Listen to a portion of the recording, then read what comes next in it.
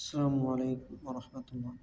الحمد لله رب العالمين والصلاة والسلام على أشرف المرسلين وعلى آله وصحبه وسلم. ബാങ്കിന് ശേഷം അല്ലാഹുമ്മ റബ്ബ ഹാദിഹി ദഅവത്തി താമ്മ എന്നിങ്ങനെയുള്ളതായ ഈ ദുആഇനെ നാം ചൊല്ലിക്കഴിഞ്ഞാൽ വജബത്തു ലഹു ജന്ന, അവന് ഞാൻ സ്വർഗം നൽകുന്നതാണ് എന്നാണ്.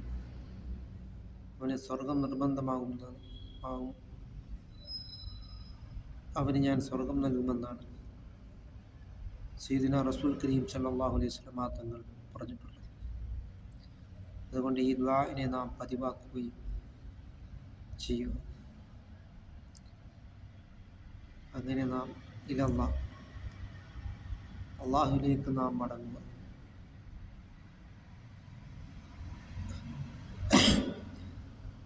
അങ്ങനെ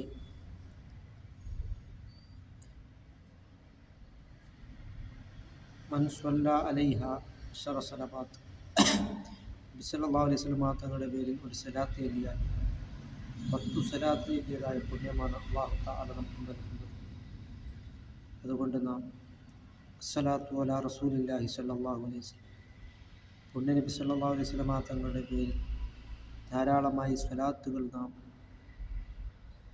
ചൊല്ലുക.